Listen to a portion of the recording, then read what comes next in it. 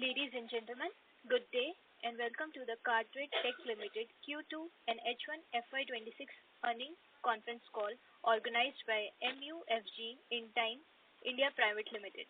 As a reminder, all participants' lines will be in the listen-only mode and there will be an opportunity for you to ask questions after the presentation concludes. Should you need assistance during the conference call, please signal an operator by pressing star, then 0 on your touch-tone phone. Please note that this conference is being recorded. I now hand the conference over to Mr. Aryan Sumra from MUFG in Time India Private Limited. Thank you and over to you. Thank you. Good afternoon, everyone. I welcome you all to the Q2 and H1 FY26 earnings conference call of CarTrade Tech Limited. To discuss this quarter's financial and business performance, we have from the management, Mr. Vinay Sanghi, Chairman and Managing Director, Ms. Anisha Bhandari, Executive Director and CFO. Before we proceed with the call, I would like to mention that some of the statements made in today's call may be forward-looking and may involve risk and uncertainties. For more details, kindly refer to the investor presentation and other filings that can be found on the company's website. Without further ado, I would like to hand the call to the management for their opening remarks, and then we can open the floor for Q&A. Thank you, and over to you.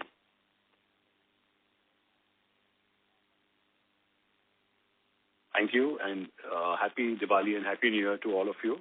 And thank you for joining this Q2 earnings call of CarTrade Tech. I'm Vinay Sanghi, and I'm the Chairman and Managing Director of the company. I want to start with telling you that this has been an extremely good quarter for the company. If you see slide number 3, which we've circulated, profits, as you know, have surged 109% to 64 crores during the quarter. CarTrade Tech has delivered its best ever performance. In fact, not only at a consolidated level, but every vertical is achieving its highest ever revenue and profits during the quarter and, of course, during the 6 months as well. At a consolidated level, we have achieved the highest ever revenue of 222 crores for the quarter, which is a growth of 29%. Profits have grown exponentially to 64 crores, which is a growth of 109%. And not only is it grown 109% year on year, but if we see sequential quarter growth, Q1 to Q2, EBITDA is up by 46%, showing the strong momentum in our business as well as our unit economics. As you all know, CarTrade, Carwale, Bikewale, OLX, all our 3 consumer platforms get more than 150 million yearly active users, which is unique by itself. If you go segment-wise, the consumer group has grown quarter on quarter by 37%, resulting in 82% profit growth. Our EBITDA margin has come to 40%, which is now getting best in class. Many of you have asked these questions over the last few quarters, and now you see that the margins are getting best in class on an EBITDA basis. When you look at the remarketing business, it is back on its growth path clearly with a 23% growth and a 30% profit growth. And OLX India has now consistently grown quarter by quarter, achieved its highest ever revenues in its history. Also is back on the growth path of with a 17% growth and a 200% profit growth. Also, OLX now, with its unique unit economic model and leverage, has reached a 30% EBITDA margin in Q2. If you look at the key metrics, as you know, we are the number one on slide number 4. We're the number one automotive platform in the country. We're the number one used classified platform in the country. We're the number one vehicle auction platform in the country. Across our platform, we've crossed 85 million MAUs as an average for the month, MAUs for this quarter. 95% of our traffic, as you know, comes organically, and that's one of the reasons for our high margins of the company. We have 500 plus physical locations now, with all our locations expanding, especially Abshore and OLX outlets.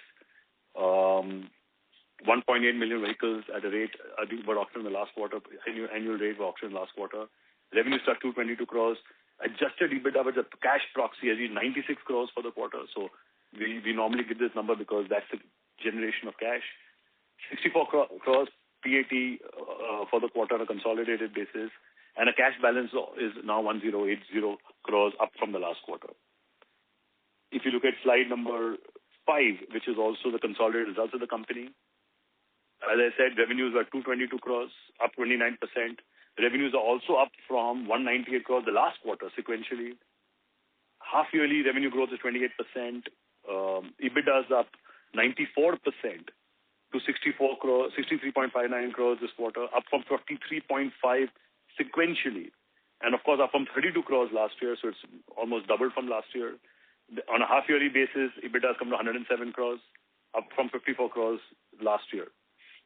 The margins that you see here, from last year, the margins, same period, the margins went from 21% to 33%, which was a massive margin growth on a consolidated basis. And as you can see below, profit after tax is at 64 crores, which is 109% up from the previous year, and on a half-yearly basis, 107% up from the previous year.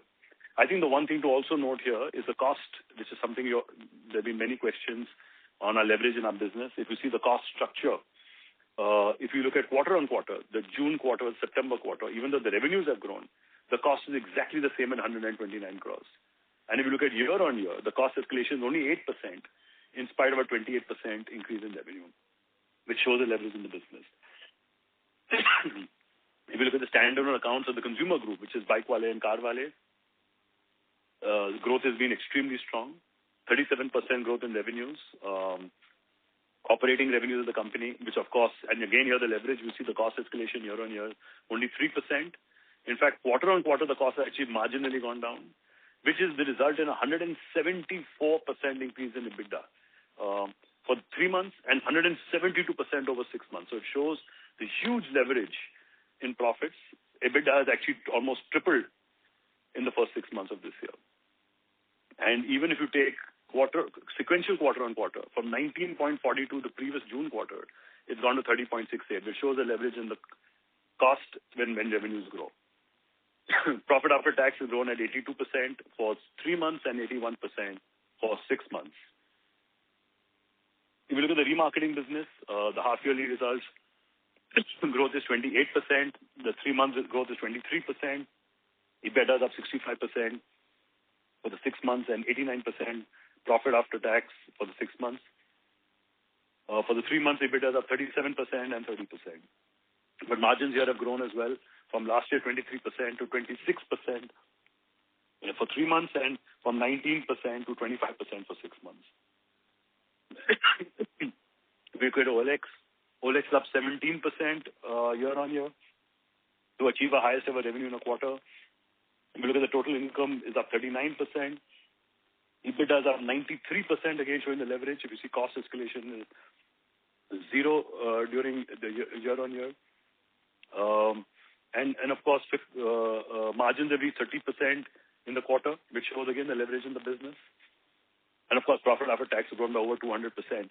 The one thing I want to highlight here, the 17% growth for last quarter is the beginning of the growth journey for, even though we've gone Q on Q for the last 2 years, we feel a growth which we can surpass, or a rate of growth we can surpass in the coming quarters. So we feel very optimistic about the next few quarters for growth in OLX. A lot of questions the last analyst call had come around, the drivers and levers of the growth, which I'll be happy to answer. But we feel very optimistic about the growth for this quarter, coming quarter, and the quarters after that at OLX. This is what I had to start off with on the brief financial overview. I'm happy to take up any questions and clarify all your doubts. Thank you. Thank you very much. We will now begin the question and answer session. Anyone who wishes to ask a question may press star and 1 on their touch-tone telephone. If you wish to remove yourself from the question queue, you may press star and 2. Participants are requested to use handset while asking a question. Ladies and gentlemen, we will wait for a moment while the question queue assembles.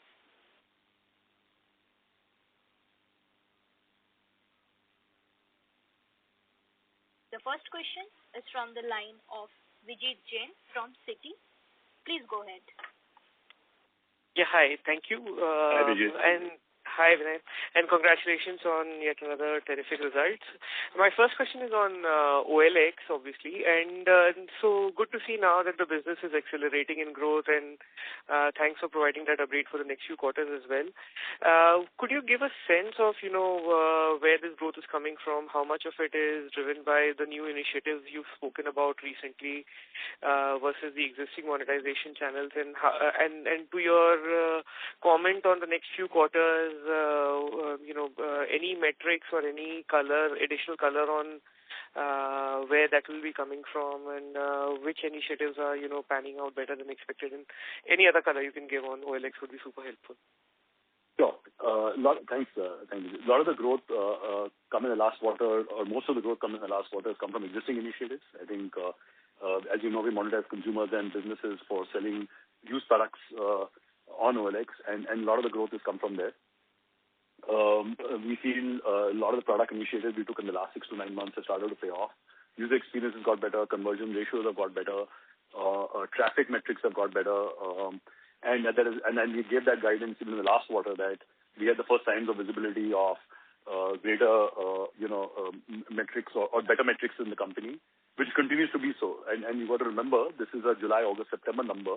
I just want to say one more thing, that it is accelerating. So it is not necessary that the growth rate of all the 3 months is the same. So we're obviously able to also predict that in the next few quarters, with the increase in these funnels and conversion ratios, et cetera, the growth rates will increase in our existing businesses. This is in the existing B2C businesses. The new products we've launched are actually taken up extremely well. It's been very early days. There will be additional monetization opportunities for us, especially like the Elite Buyer program in the coming quarters and coming years, actually. I think OLX will monetize 2 sides of the business. One is sellers and buyers. Right now, almost all the monetization from the seller side. The Elite Buyer aims to monetize buyers. And of course, buyers are 3 times the numbers of people than sellers on the platform. But this product has been launched. It's actually had fantastic early adoption. We feel very optimistic about the Elite Buyer program for the next few quarters. We've also discussed earlier that we're launching a new trust verification program, which will probably get launched by end of this quarter.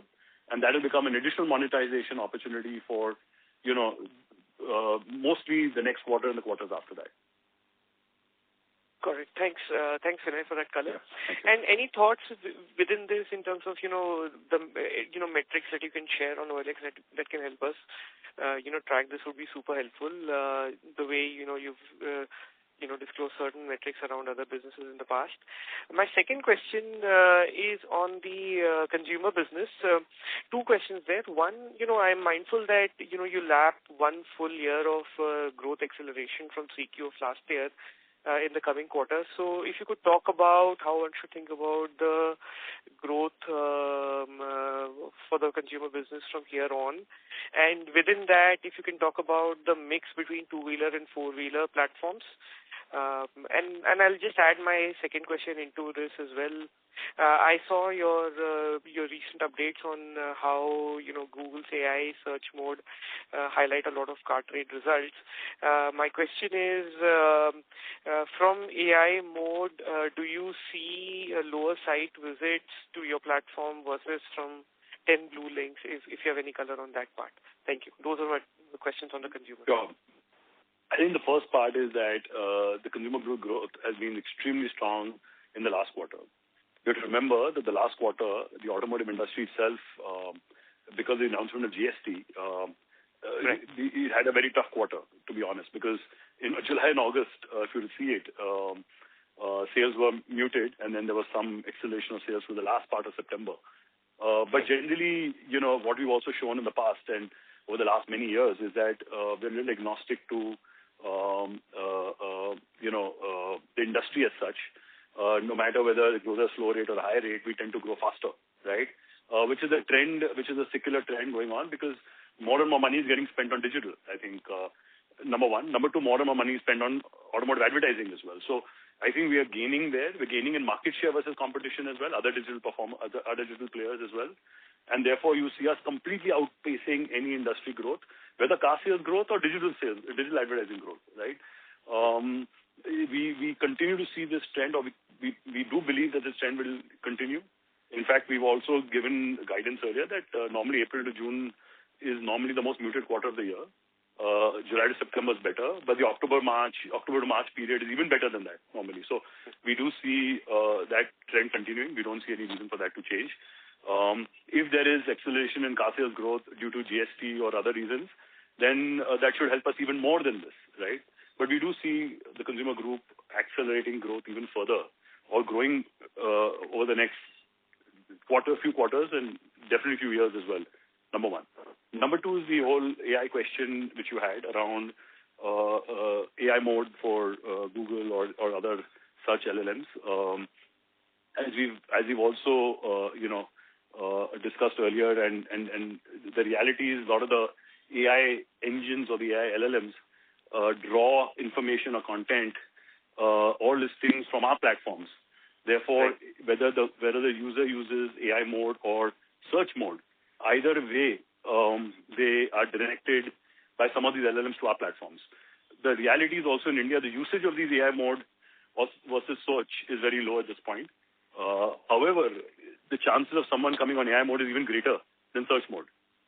Having said that, Carvale is also on Google Trends and other places, if you see, on direct traffic, extremely strong. So I think whether someone comes directly, which is a large percentage of our users, or someone uses search mode or AI mode, we feel pretty confident that we have relevant information and content and capability for all those users. Got it. Thanks, Vinay. Those are my questions, and I'll jump back into the queue. Thanks. Thank you. Next question is from the line of Shubham Tamrakar from Alterist Investment Management, LLP. Please go ahead. Hi. Thank you for this opportunity. First of all, thank you. It's a great set of numbers, so congratulations for that. Thank you. Sir, my question is that how we are incremental growth coming in our OLX business. In your earlier, you have answered regarding the monetization, high conversion ratio. Anything else we are doing, something new which will drive the incremental growth? Yeah, of course. There's a lot of work we do on user experience to convert more users. And as I said earlier in the previous question, that almost all our revenue comes from people who sell products. People who sell products are consumers like you and me. We got more than 2 million consumers a month selling products on OLX, and we got more than 6.5 million buyers every month on our platform. So we currently monetize these 2.5 million consumers who sell products every month. We also monetize the tens and thousands of businesses which sell cars or two-wheelers or electronics, other things on or properties on OLX. And obviously building more and more capability to help them sell products and therefore improve our conversion funnels, which is what is leading to the growth in revenue. I think at the end of the day, someone like you or me listing a product for sale is being served better, or is the likelihood of them selling a product or the response they're getting on OLX is going up. And that's one of the reasons why our monetization is going up. And we're continuously improving on this. There's a lot of work to be done and continuously improving on this to enable our B2C revenue. So if a consumer today listed for free, our attempt is to convert this consumer to pay to list so that the chance of them selling the product goes up. And I think that's getting better every day, number one. There's a long headroom to grow there. Number two is we are building products like the Elite Buyer program, where if you're a buyer and we are 3 times the buyers as sellers, how do we monetize by giving you a better buying experience so that the chance of you buying a product goes up? And the multiple products that the Elite Buyer program has got launched last quarter, and obviously our objective is to, over the next quarters and years, make that a significant monetization opportunity for us and a whole new monetization opportunity. I think the third part is that when you're buying a used product, you want a certain amount of verification trust on the platform. And we are building a product today which will get launched sometime this quarter, which will monetize all buyers and sellers. And then there are 3-4 more initiatives will come the quarter after that. So the multiple monetization opportunities. It's about existing sellers, consumers and dealers. It's about existing buyers. And then it's about a platform for other value-added services, plus trust and safety, et cetera, et cetera. Okay. And is there any employment cost will be increased as we increase our business, or it will be stabilized like this only? Like this year we have flat. Our costs across the group, I would say, our costs in the consumer group or in OLX are likely to be very stable. We don't really see any real cost escalation for all these initiatives. Okay, so we'll enjoy operating leverage. Okay. Yes. Yeah. Thank you. It was great. Thank you. Thank you. Thank you. The next question is from the line of Yashowardhan Agarwal from IIFL Capital Services Limited. Please go ahead. Am I audible? Yes, we can hear you. Yeah. Hi, sir. Thank you for the opportunity and congratulations on good sets of numbers. Thank you. So my question is on the consumer business, which is a marketplace model. So, in my understanding, the growth could either be driven by the increase in number of dealers or the cars or bikes posted by them or the leads generated. So the growth that we are witnessing now, of all these factors, which of them is actually driving growth for us? So in the consumer group, our revenue comes from manufacturers and dealers. The revenue is being driven by incremental spend on leads, advertising transactions by manufacturers and dealers. And that's coming from, manufacturers allocating more of the monies to digital. And within digital, more of the money to us versus other digital platforms. So I think the growth is coming from there. As you know, the car industry over the last many months is, been close to 0 to 2% growth. So it is not coming as yet from incremental industry sales. It's coming mostly from manufacturers and dealers allocating more money to platforms like ours, which gives them more returns. I think one of the things we've always talked about, that we are the lowest cost of sale for any manufacturer dealer in the country, and we pride ourselves on that. So when manufacturers need to sell vehicles, the number one platform they come to is us. Okay. Just wanted to understand, because for us, the situation where supply is more than demand would be a more favorable one. But since we are seeing picking up in the auto sales, is it possible that there could be slowdown in the growth that we are witnessing now? Are there any chances for it? And I think we've shown data and performance over many quarters that even when the industry has grown at large numbers or large percentages, we've grown faster.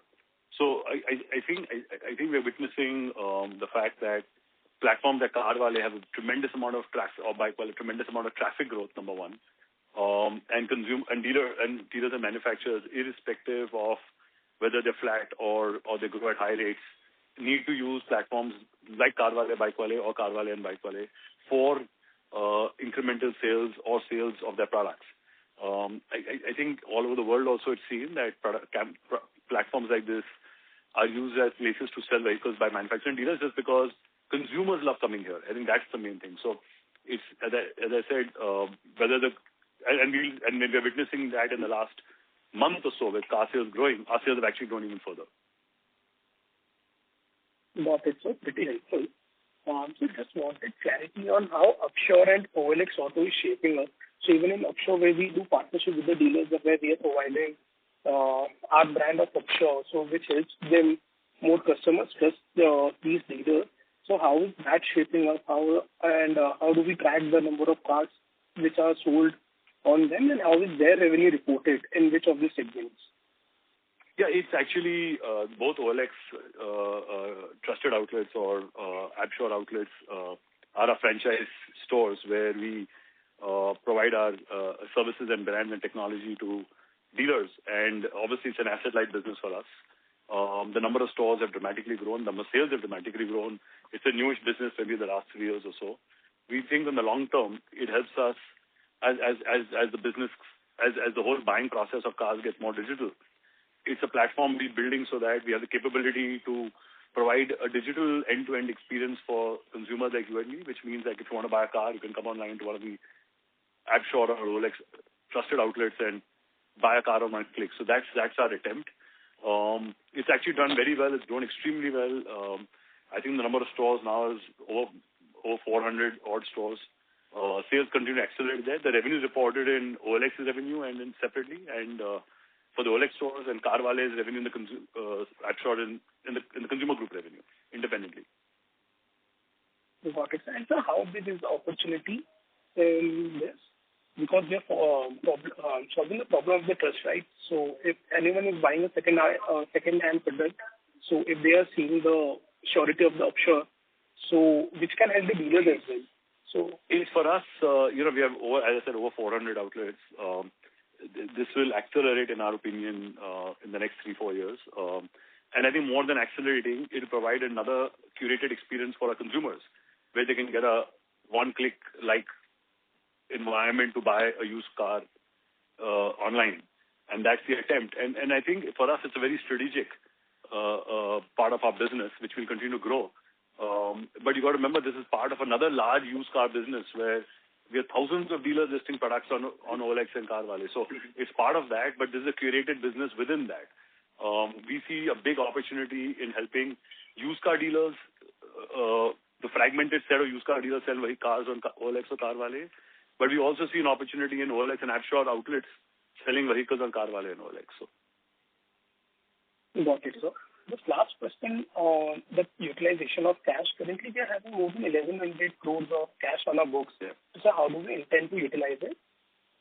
We've said this before that, if we get any, opportunity, which of course is strategic enough, we will try to catch that purpose. And over course, as our tax shelters go away, we will also distribute, or if we do not use it for M&A, we probably distribute it out to shareholders. We've said this before.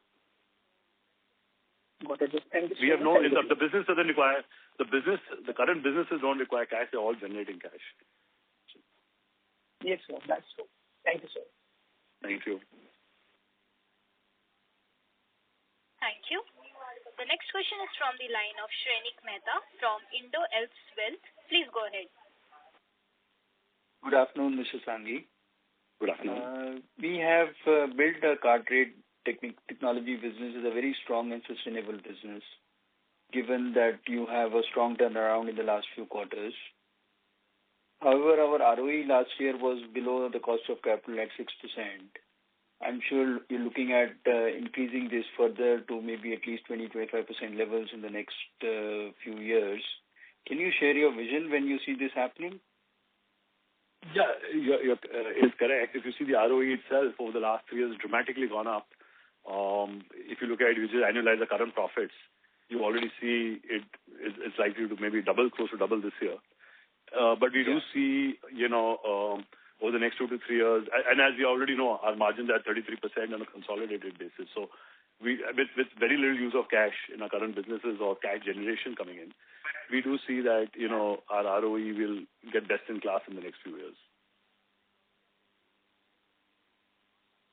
Okay, you want to put a frame to it, like next 2-3 years? No, we don't give guidance on time frame. We don't give guidance on this, but we, as you can already see, it's dramatically improved in the last year and likely to get even better and better.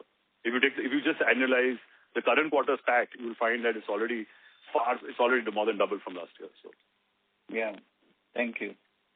Thank you. Thank you. A reminder to all the participants, please restrict yourselves to 2 questions. The next question is from the line of Hardik Doshi from Whitewell. Please go ahead. Yeah, thank you for taking my question. Thank you. I want to ask about the expenses, on the expenses side. If I see, absolute expenses have increased by about 7%, but pretty much all of it has been driven by, the employee costs on the remarketing side, which went up 35%. So firstly, can you just talk a bit about, what drove that increase? Sure. Second if you... okay. No, go ahead. Sorry. No, and just secondly, I know you mentioned there's more operating leverage going forward, but on an absolute basis, excluding this employee cost increase, the expenses are essentially flat. So do you expect expenses to remain stagnant at these levels, or will they start accelerating, and in what areas? Yeah, I'll just take the second question first. We see the expenses to be exactly the way they are. With minor, differences or changes. That's just the nature. If you look at the financials over the last 2 to 3 years, you'll find the same trend where expenses tend to grow marginally, but revenues tend to grow faster. And therefore, the leverage in the business is such that when revenue grows, almost all of it goes to profit. I think that's just been the trend over the last 2 to 3 years. So that's the second question. The first question is the growth of cost or employee cost in the remarketing business. Actually, what's happened is that if you see 6-month growth about 28%, but we had an increment cycle which we changed.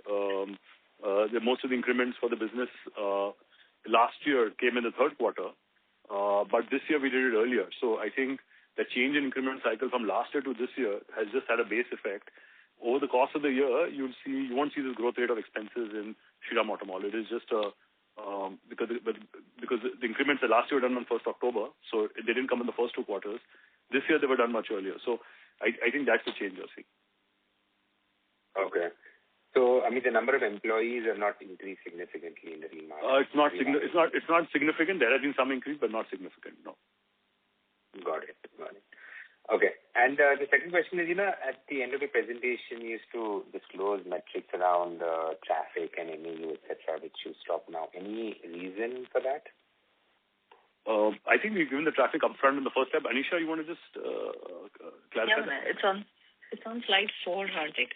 So if you look at the footnote, ideally it's covered over there. So the 85 million MAUs, we have split it in the footnote below on what belongs to the consumer group and OLX. Similarly, the 1.8 million auction listings, the footnote carries the listing volume and the auction volumes. Okay, got it. Great, thanks for that. Thanks, Hardik. Thank you. The next question is from the line of Nilabja Dey from Ashmo Research. Please go ahead. Okay, sir. First of all, congratulations on a very good set of Thank you. numbers. Sir, actually, I have a very personal things to share, and I want to see.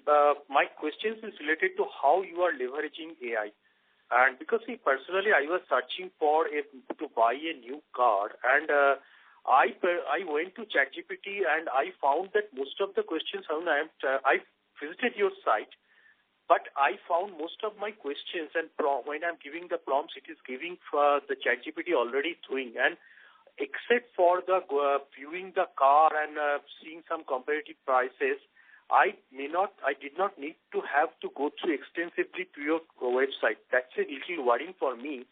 Like I was following your answers regarding the AI part, and you are telling that they are skipping through your website and getting the data.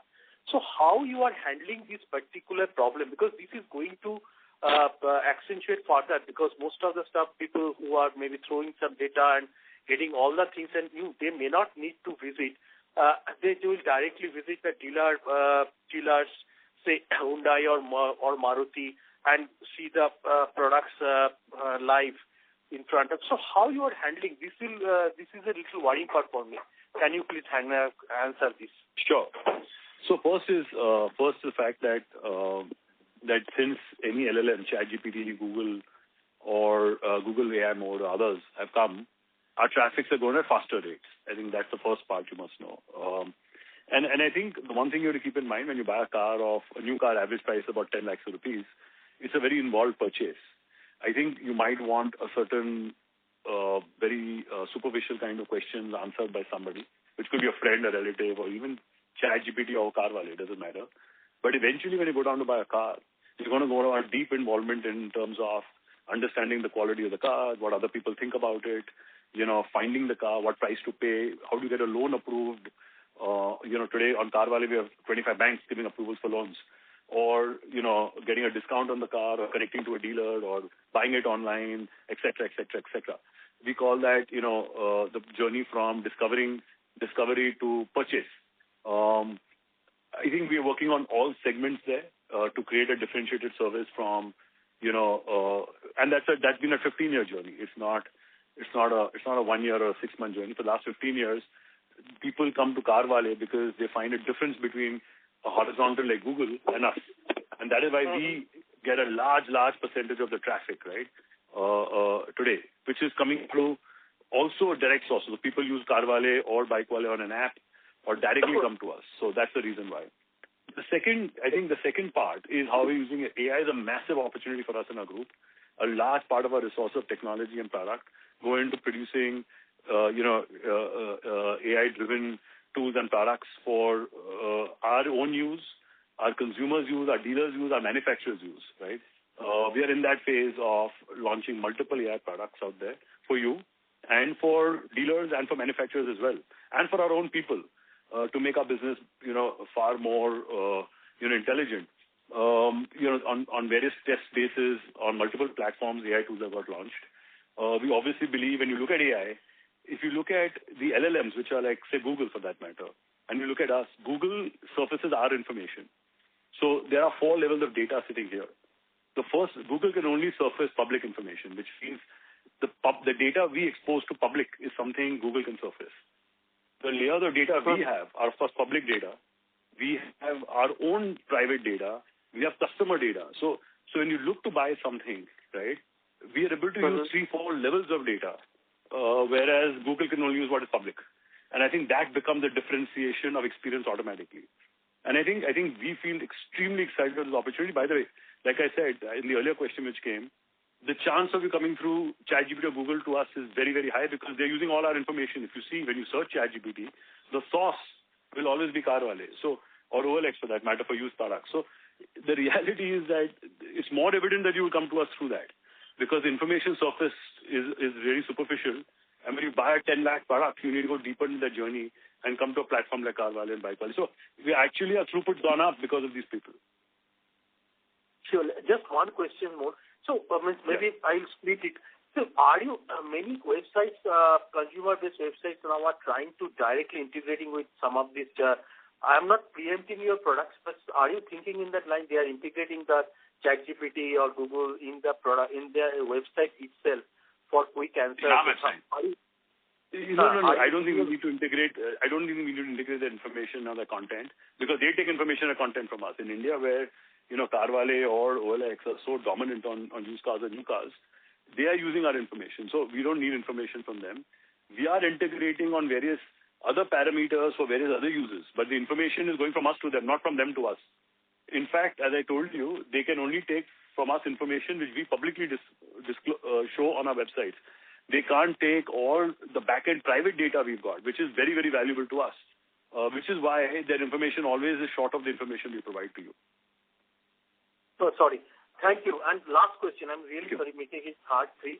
Last question is that is there any way you are trying to monetize? Because I'm telling, anytime you're trying to monetize with this because this ChatGPT or other LLM or so it's very AI. Just to tell you, ChatGPT.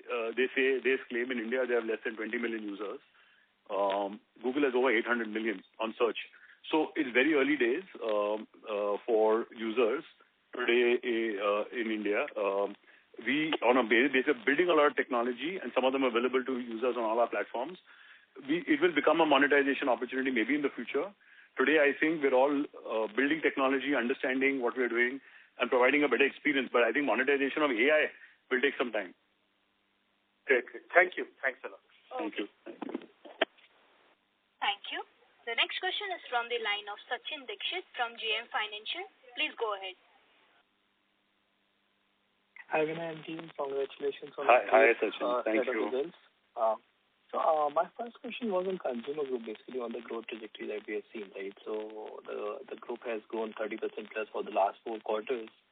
And does that give you confidence of a sustainability of growth of maybe above, 25%, which earlier used to be more like a 20% growth trajectory sort of a business? I'm thinking more long term, not looking at any near term guidance. So think of like next 3 to 5 years. Can we build a sustainable growth rate of 25%-ish in this business, or this is still a 18 to 20% growth business according to you? The one way to think about it is that we obviously believe that with the 3-4 driving factors, right? One is obviously the growth of the industry and advertising spend per car. The second is the shift to digital and our market share within that. Third is what products we build so that we move our market share of spend further to us, which is all part of the strategy, right? If you look at the last 3-4 years CAGR, we're much higher than 25% today. So we obviously feel very confident and the industry actually in the last 18-20 months is seen very minimal growth. We believe that the growth rate, as when I'm giving guidance, will be strong. We also believe that our ability to build products for users will shift, market share of digital spends towards us. So we feel very confident about growth rates in the future in the consumer group business, whether it's for cars, bikes, both of them actually. So. Understood, sure. Building on the same piece, right? So obviously, as we see that cost base is largely fixed in nature, it doesn't grow as rapidly as the revenue growth, right? So if we build, let's say, somewhere between 20-22% growth rate for consumer growth for the next 3-4 years, margins tend to reach, assuming the growth rate in cost remains what it is, margins tend to reach almost 55-60%. Do you believe at some point OEMs or whosoever customer bases, which includes dealers as well, will try to ask for their fair share out of these margins, or do you think sustainably this business can operate at like 50% plus margins? It's at 40% last quarter, so even in the coming quarters, you'll see it higher than that automatically. It's bound to be. Right, Costs are likely not go up, so you'll see it immediately go up in the next few quarters. Actually, it doesn't require much time or years for that. Number one. Number two, I don't think manufacturers and dealers are connected with our margin structure. They will look at what it costs to sell a car through Carwale or Bike Wale or a bike, and I think that's where we pride ourselves, that our ability, to make sure that we are a very economical cost of, customer acquisition or sale for OEMs or dealers is our strength. And that comes from the millions of customers we have, and it also comes from the 95% organic traffic we have. It's a combination of all of that.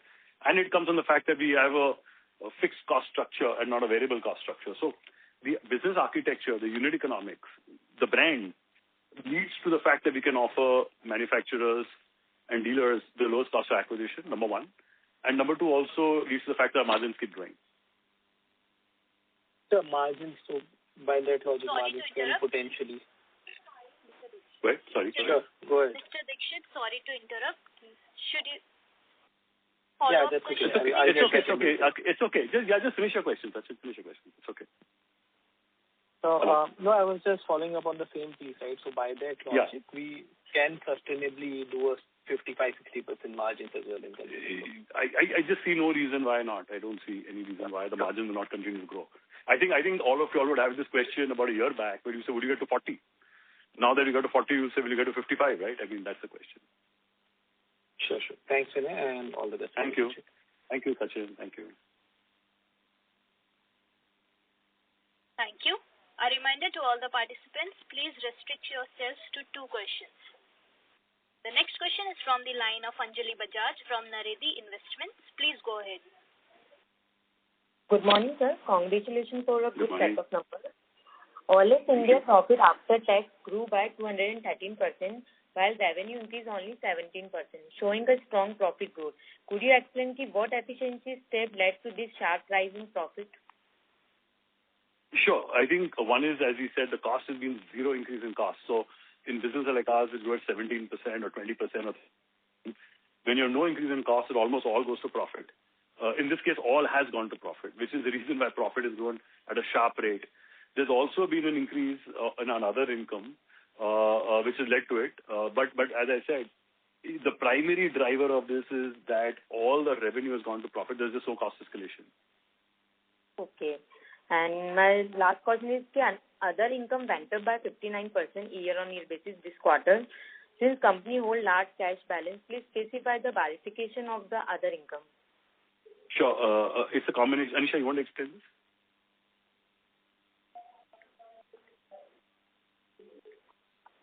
Hello?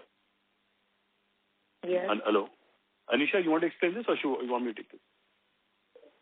I think Anisha not able to hear me. But I'll give an example.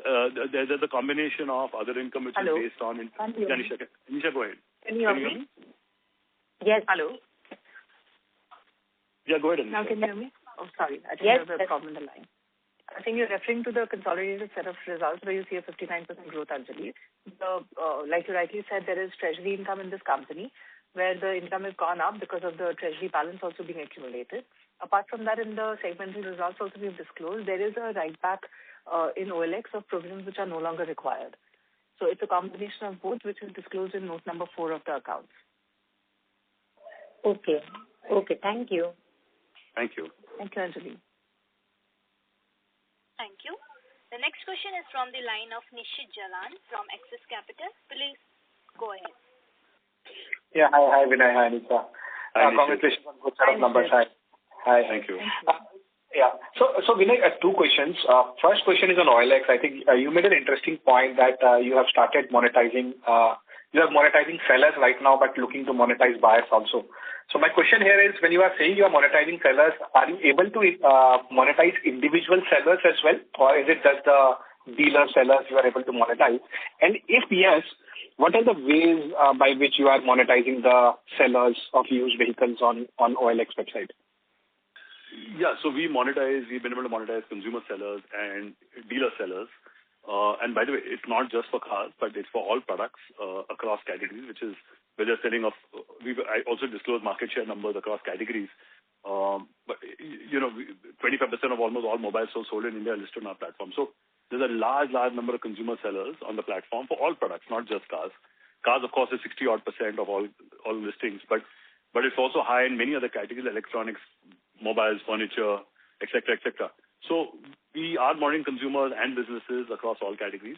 We are heavily working on improving the consumer funnel, and we've had decent success on that. I think OLX over the many years, the last maybe 10, 15 years, has mostly tried to monetize dealers. We are actually in the last 6-8 months thinking, or we do believe that monetizing consumer sellers, by giving them better products and better conversion capability, is a massive opportunity for us. As I said, more than 2 million consumer sellers come every month, which is a big number. So the intent is to go after monetize consumer sellers, dealer sellers. The intent is also to monetize, as I said earlier, buyers, which has just started now, and they're 3 times the buyers as much as sellers. And then the intent is to monitor the entire platform by building trust and safety, and as well as value-added services, etc., etc. So basically, what you are saying is, right now you are monetizing the dealer sellers, not the consumer sellers, but the intent is to monetize. I didn't say that. No, Okay. I didn't say that. I said we are monetizing consumer sellers and dealer sellers already. Okay. So just want to understand, how are you monetizing consumer sellers? So let's say if I want to sell my vehicle, used vehicle, on your website. We would charge you when you list. Currently, the platform rule is when you list a car, it's for free. But it's not necessarily you may just list a car. You might want to put a featured listing. You might want to get a certain amount of response. You might want a guaranteed sale product. So there are multiple value-added services built to you as a user to pay. Number one. Number two, if you're a consumer seller and you have a great experience, your first car is free. The second car, if you list within 6 months, you'll have to, or 3 months or 8 months, you'll have to pay. So multiple people come back for the second car in the family, or second two-wheeler, or second refrigerator, and pay. So there are multiple models to monetize the consumer seller, not just, as I said, our platform for you principally on the first product is free. But we started having a large number of customers paying for value-added services, as we call, or more prominence, or, as I said, and there are multiple products, by the way, coming out here. We're just going to launch an elite seller program, which you as a consumer seller get a status or a capability to obviously not only get more response, but get more visibility to close a transaction. So there are multiple such programs coming out to make sure that even a consumer who lists for free is wanting to pay to get more response or convert the product they're selling. Okay, so basically the visibility of the ad which a consumer seller is putting, that increases, and for that you have to pay for the value-added services, and that's how... It is partly visibility, but there are multiple other value-add. Visibility is just the first thing, but there are multiple other things there. Okay, got it. And second and the last question is on the consumer, the auction business, Vinay. Yeah. So now we have started to see, after a few years of slow growth, now we have started to see the auction business kind of picking up. So is it because now we have started to see the repossessed vehicles market growing, or where is this growth exactly coming from? Or if you can... is across all segments. When you look at the data of repossessed vehicles, retail vehicles, generally the growth is across all segments. There was a 16 to 18 month slowdown in repossession. That was about a year and a half ago. But obviously we've seen that change, and repossession is of course growing. But our retail and other segments are growing as well. The segment growth is it's a growth across almost all segments for us. Okay, thank you. I'll fall back in queue. Thank you. Thank you. The next question is from the line of Mayank Babla from Enam AMC. Please go ahead. Hello, am I audible? Yes, we can hear you. Yeah, hi. Thank you for taking my question, and congratulations on a great set of numbers. Thank you. Could you please shed some light on the competitive landscape in each of the verticals that you're present, and how do you see that evolving in the next sort of 2 to 4 years? Sure. If you look at each of our segments, first look at OLX India, which is a used product marketplace. Generally, we see no other digital. As I said, we get almost 180 million users a year on which is a large part of India's population on OLX, and generally OLX has no direct like-to-like digital platform. Number one. Number two is on Shriram Auto Mall. It's a online-offline auction company where we can keep vehicles physically and do an online sale for retail users and as well as businesses. Even here, on a phygital model, we really see no direct like-to-like, competitor. Carwale and Bikewale is 85% new vehicles, new cars, new bikes, and 15% used cars. On the new product side, there is one competitor. And then there's, of course, Google and, Facebook, and even offline advertising is a competitor for that. So that's the landscape. We've never been worried about in the coming few years about competition. It's about us getting better with our consumers and building better products so that we can create more value for our users and keep growing our consumer base. And then subsequently, of course, growing our conversion metrics and revenues and profits. Sure. And the likes of Spinny would be competitive? So someone like Spinny buys used cars from platforms like ours and then sells them also on platforms like ours. If you go to Carwale, you'll see, or OLX, you'll see a lot of Spinny's cars listed. So Spinny's more we have in fact an alliance with them. So they're more asset-heavy used car business. We're not asset-heavy. So thousands of dealers list their cars used cars on OLX or Carwale for sale. Spinny, like those dealers, also list their cars on Carwale or OLX for sale. So they're almost complementary in a way because we don't buy and sell used cars ourselves. They're more they're marketplace driven and they're more like a dealer. Okay. Sure. Thank you so much. Thank you. And best of luck. Thank you.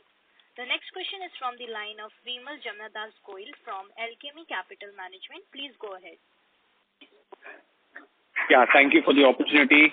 Congratulations, Vinay and team. I just wanted to check on the consumer piece, Carwale and Bikewale, as to how the OEM and the dealers, both these segments have done separately. If you could just highlight both of them briefly on how they have done this quarter and for the full year. And Vinay, you mentioned, and it's a pretty well-known fact that incremental spends on ads will go to digital mediums, and within digital mediums, it will come to platforms like us. So these incremental spends, do you expect them to come more from dealers, or do you expect the OEMs to ramp up spend here? Thanks. So first of all, both are growing, and for us, the only thing different in OEMs and dealers is that some OEMs aggregate all their dealers and come to us. Some OEMs say, listen, why don't you go to our dealer and let them list products? But generally across the board, there's been growth. If you look at the future, the reason we believe that digital spends or the amount of money manufacturers and dealers spend to sell vehicles will go up on digital or platforms like ours is because we provide a larger number set of users. So our consumer base is growing rapidly, as we've shown earlier.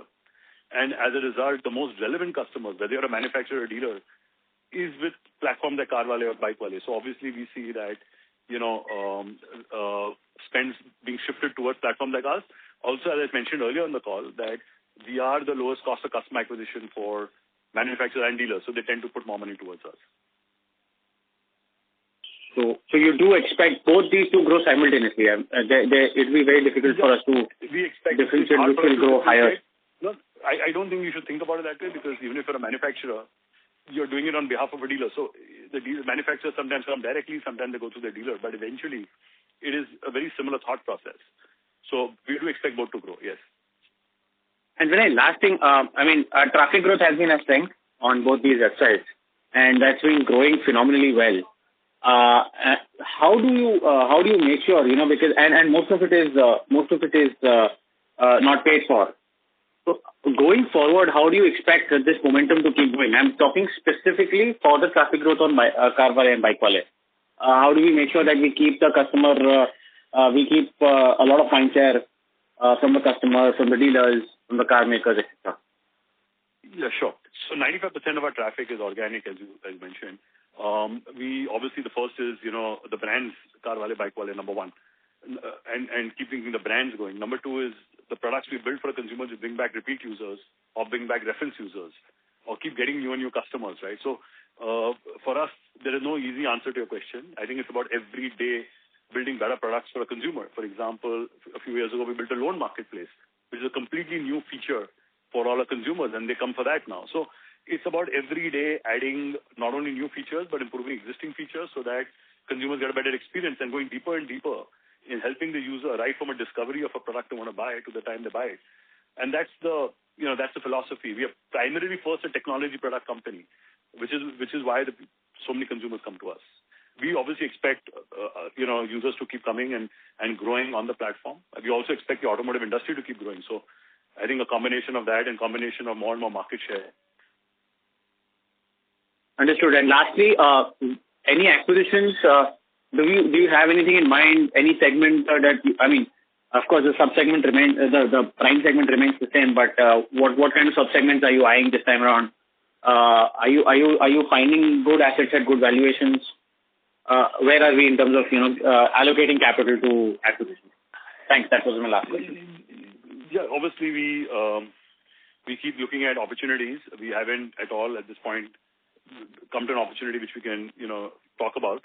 But you know what? We've got a lot of potential and left in our current businesses. The TAM is expanded dramatically with the acquisition of OLX.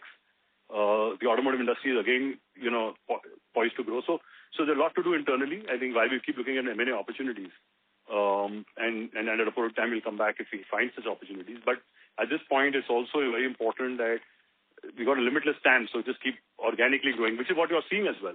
The growth within, the organic frame of things. Understood. Thanks, Vinay, and all the very best. Thank you. Thank you. Thank you. The next question is from the line of Siddharth Bera from Nomura. Please go ahead. Yeah, thanks, Vinay. Thanks for the opportunity. Sir, first question again is on the consumer business. So just a quick clarification. I mean, we also had a element of early festive this time. Do you think there has been some benefit because of that in the growth as well? And now going ahead, as we sort of go into the second half of the year, we can sort of sustain this type of growth in the consumer business? Sorry, I couldn't hear the last. Can you repeat the question again? Sorry. So I was just mentioning that we had also an early festive this time. So festive season which started during the end of Q2.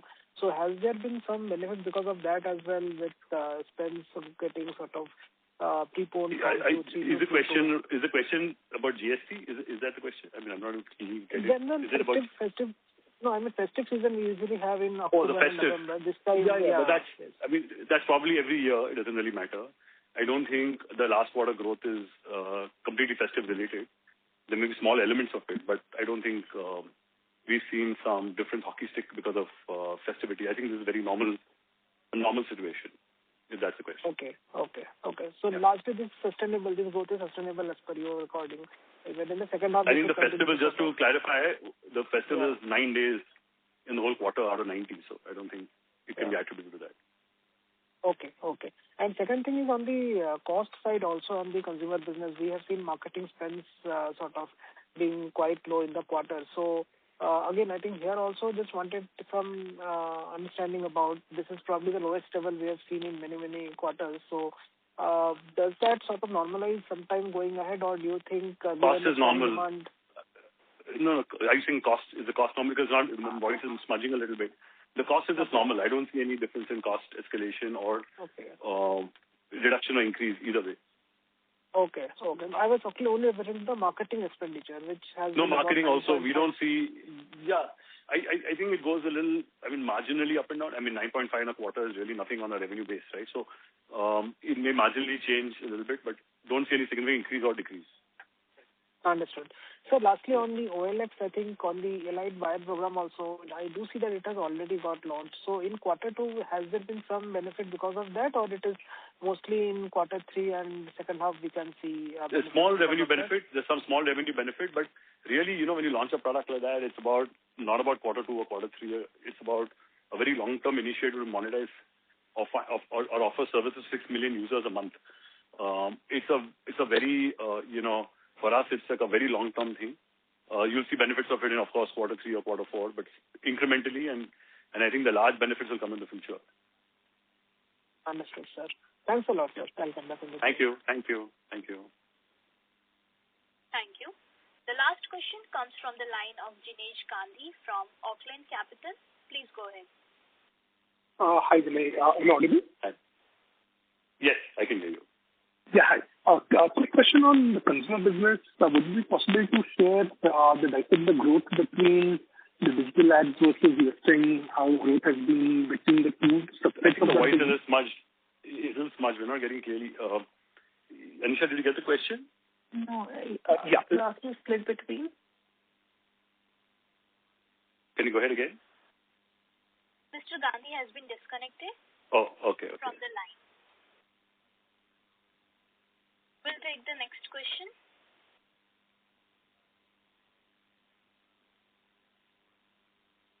Hello. Ladies and gentlemen, as Mr. Gandhi has been disconnected from the line, I would now like to hand the conference over to Aryan Sumra. I would like to thank the management for taking the time out for the conference call today, and I would also like to thank all the participants. If you have any queries, feel free to contact us. We are MUFG in time, Investor Relations Advisors to CarTrade Tech Limited. Thank you so much. Thank you for everybody joining. Thank you, and thank you for joining today. On behalf of CarTrade Tech Limited, that concludes this conference. Thank you for joining us, and you may now disconnect your lines.